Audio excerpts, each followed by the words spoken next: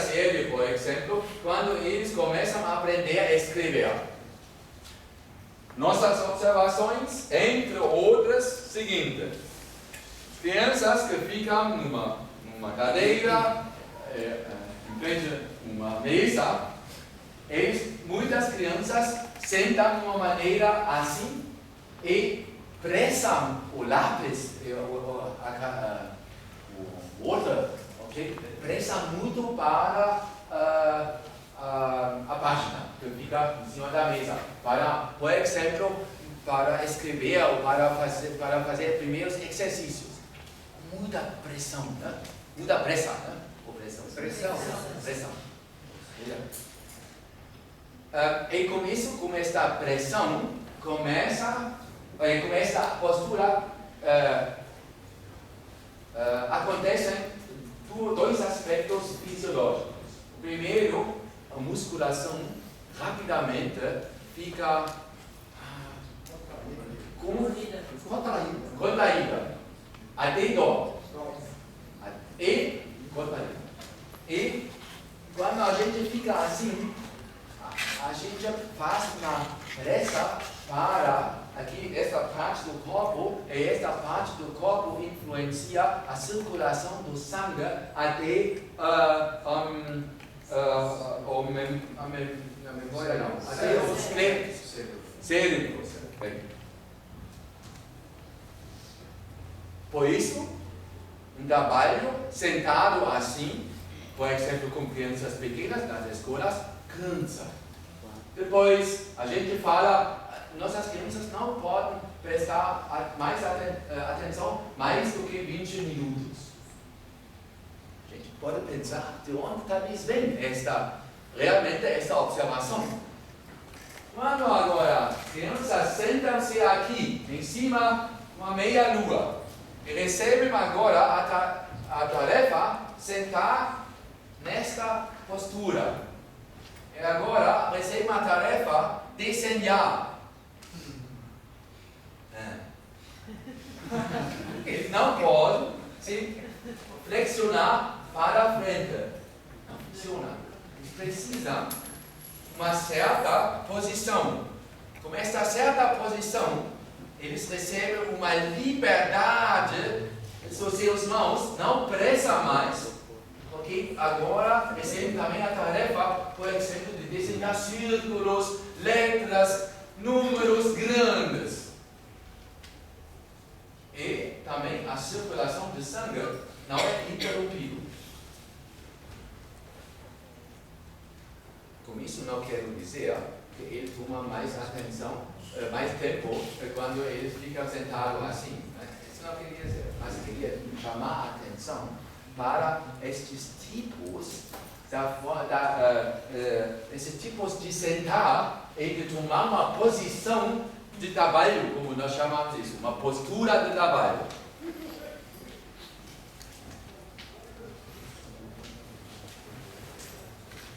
Junto, vocês podem ver, junto com essas cadeiras, nós desenvolvemos aqui púlpitos.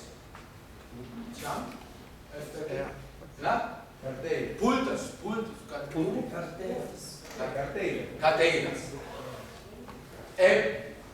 Não é só permitido, nós exigimos dos alunos tomar durante o ensino, diferentes posturas de aprendizagem.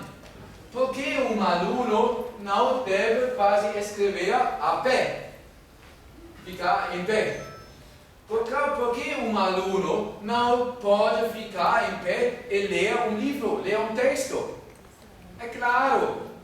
Porque um aluno não pode ficar em pé e falando, conversando. Nós organizamos, por exemplo, numa aula da língua, por exemplo, situações que eu acho que foram fantásticas, que eu encontrei em Londres, no Hyde Park. Você conhece talvez pela literatura.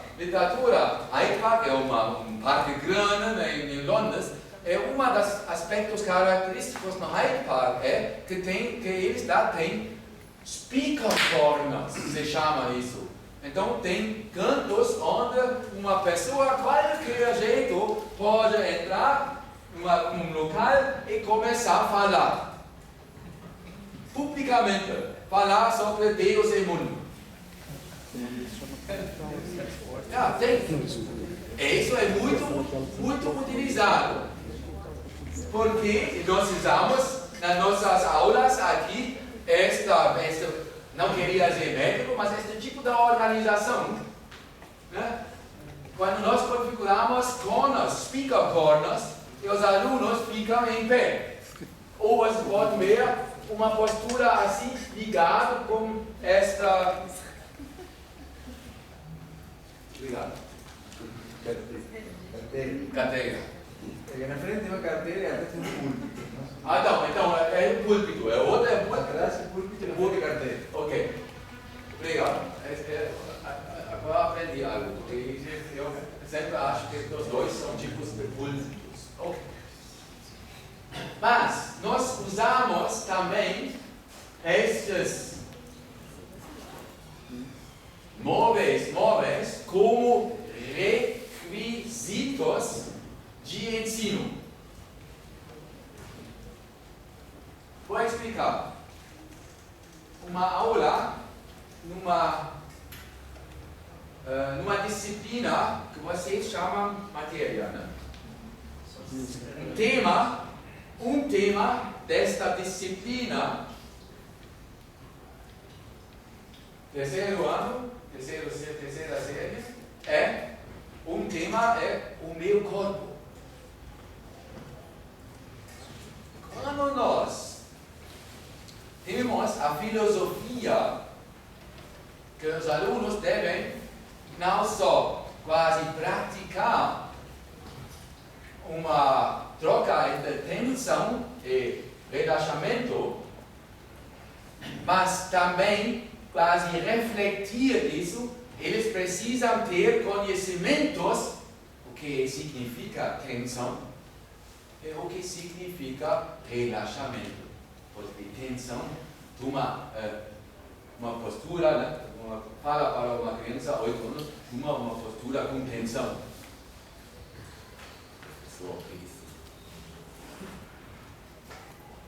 Então, tema, é claro, professora, uma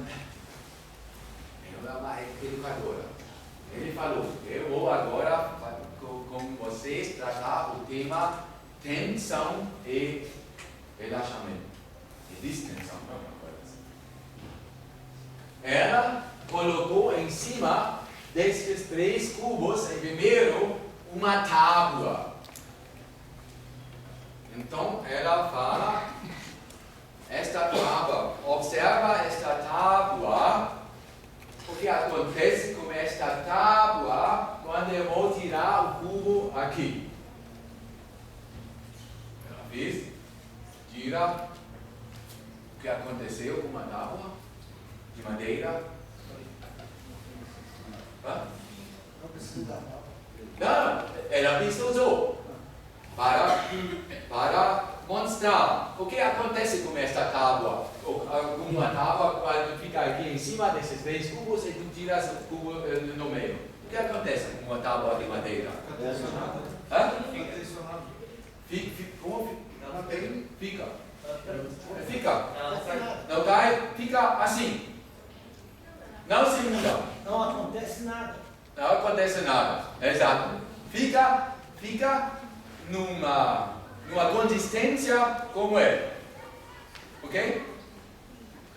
Agora, a professora fala, toma atenção para a maneira da configuração didática deste tema. Porque ela estava pensando sobre a maneira da configuração didática sobre este tema. Então ela fala, veja bem, eu quero que uma aluna ou um aluno se deita agora em cima desses 3 cubos. Então ela fala para todos o seguinte, veja bem, eu sou o mágico.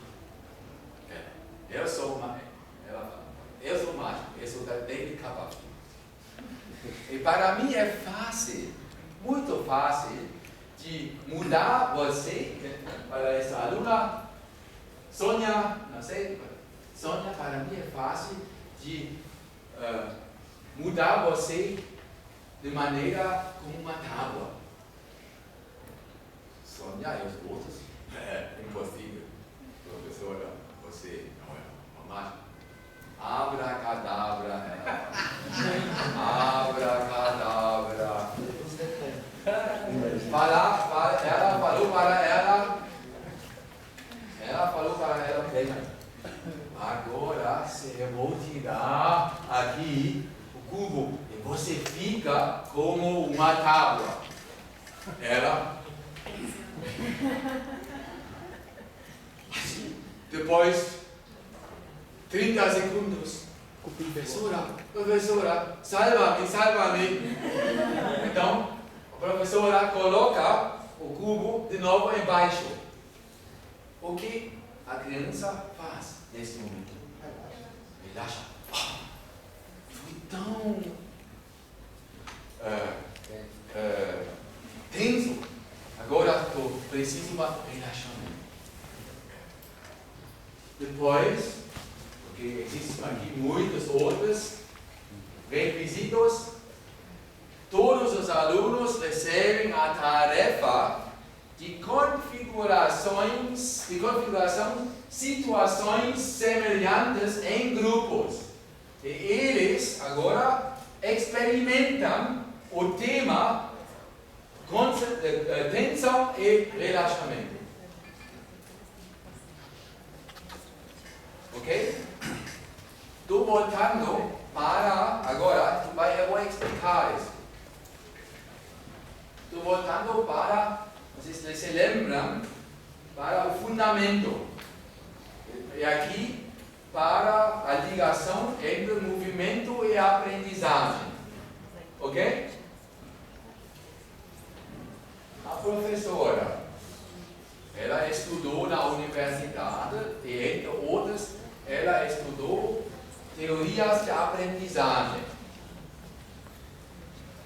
Do estudo dela, ela sabe que um processo de ensino-aprendizagem tem que ser organizado pelo menos em 3 etapas de aprendizagem. A primeira etapa é uma aprendizagem através de atuar. O Jerome Bruner, americano, explica isso. A segunda etapa de configuração de um processo de ensino-aprendizagem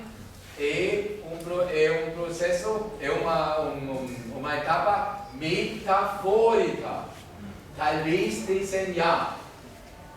E a terceira etapa é a aprendizagem simbólica. Nas escolas, nós estamos acostumados a esquecer os primeiros duas etapas. Começamos com uma aprendizagem simbólica. 1, 2, 3. São os números. A, B, C são letras, são símbolos. Já na creche, aqui no Brasil, chamou a atenção, porque eu observei isso de uma maneira tão forte que eu não observei na Alemanha nas creches contrário. Aqui nos seus creches, as creches são configuradas como pequenas escolas.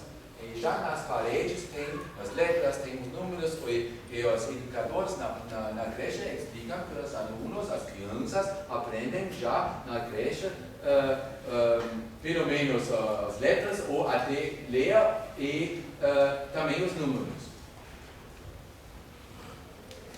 Essa professora tem um outro caminho. Ela falou tensão e relaxamento é abstrato.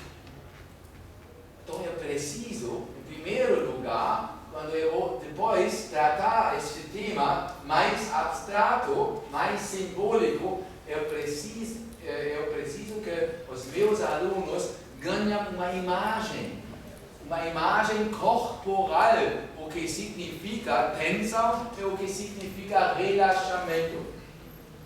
O primeiro passo de ensino-aprendizagem, em qualquer tema, em qualquer disciplina, é uma base, a ligação entre o movimento e a aprendizagem. Não sou eu que estou quase que descobri isso muitos anos. Eles explicam isso de uma mesma maneira. Então vocês podem ver o que significa numa disciplina fora da educação física uma transformação didática de um tema que é ligado intimamente com o corpo.